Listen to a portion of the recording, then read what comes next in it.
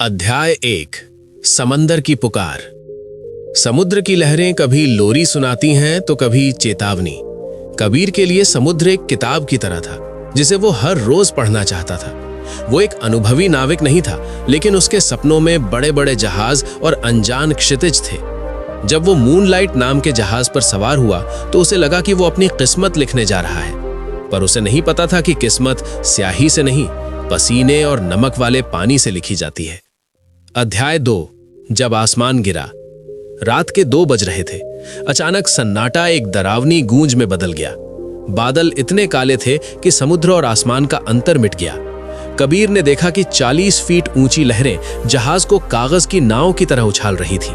लकड़ी के टूटने की आवाजें चीखों में दब गईं। एक विशाल लहर कबीर के सिर के ऊपर से गुजरी और अगले ही पल सिर्फ खामोशी थी और फेफड़ों में भरता हुआ कड़वा खारा पानी।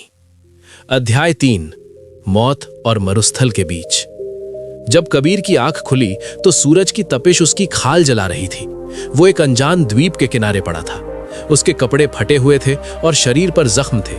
चारों ओर मीलों तक फैली सफेद रेत और पीछे घना डरावना जंगल था। पहले कुछ घंटे वो सिर्फ रोया। उसे लगा कि बच जाना ही सबसे बड़ी सजा है, क्योंकि यहां उसे तड़प तड़प कर मरना होगा। अध्याय 4 भूख का भूगोल। भूख की आग इंसान को दार्शनिक से शिकारी बना देती है। कबीर ने 3 दिन तक सिर्फ नारियल के पानी पर गुजारा किया। उसने पत्थरों को रगड़कर आग जलाने की कोशिश की। पहले दिन नाकाम रहा, दूसरे दिन भी।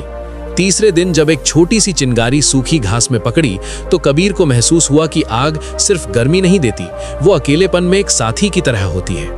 उसने पहली बार महसूस किया कि आधुनिक सुख सुविधाओं के बिना वो कितना लाचार था। अध्याय 5 प्रकृति का मौन संवाद। महीने बीत गए। कबीर के बाल बढ़ गए थे, खाल धूप से काली पड़ गई थी। अब वो जंगल की आवाजों से डरता नहीं था। उसे पता था कि किस पक्षी की चहचहाहट का मतलब है कि बारिश होने वाली है और किस हलचल का मतलब है कि कोई जानवर पास है। उसने द्वीप की दीवारों यानी चट्टानों पर अपनी आप बीती कुरेदनी शुरू कर दी। उसने सीखा कि डर सिर्फ अज्ञानता है। जब आप अपनी परिस्थितियों को जान लेते हैं तो डर सम्मान में बदल जाता है। अध्याय 6 रेत पर उम्मीद का चेहरा। एक सुबह किनारे पर टहलते हुए उसे कुछ अजीब दिखा। रेत पर एक इंसानी परछाई थी। वो आर्यन था, उसी जहाज का एक और मुसाफिर जो द्वीप के दूसरी ओर जी रहा था। जब वे मिले तो वे बात नहीं कर सके, बस एक दूसरे को पकड़कर रोने लगे। महीनों के अकेलेपन के बाद किसी दूसरे इंसान का स्पर्श दुनिया की सबसे कीमती चीज थी। अध्याय 7 का व्याकरण। अब वे 2 थे। कबीर के पास आग थी तो आर्यन को मछली पकड़ना आता था। उन्होंने मिलकर एक मजबूत कुटिया बनाई। वे रात भर आग के पास बैठकर अपने घरों की बातें करते। आर्यन अक्सर कहता, शायद हम कभी वापस नहीं जाएंगे। कबीर जवाब देता, अगर नहीं भी गए तो कम से कम हम यहाँ जी तो रहे हैं, सिर्फ कट नहीं रहे। उन्होंने रेत पर HELP का एक विशाल निशान बनाया जिसे हर रोज वे ताजा करते थे। अध्याय 8 विदाई का धुआं। एक दोपहर क्षितिज पर एक छोटा सा धब्बा दिखा। वो जहाज था। उन्होंने तुरंत लकड़ियों का ढेर जलाया। धुआं आसमान को छूने लगा। कबीर और आर्यन पागलों की तरह हाथ हिलाने लगे। जहाज रुका। छोटी नाव किनारे की तरफ बढ़ी, पर अजीब बात थी, जिस घर के लिए वे तड़प रहे थे उसकी ओर जाते वक्त कबीर ने एक बार पीछे मुड़कर अपनी कुटिया और उस द्वीप को देखा। उसकी आंखों में आंसू थे।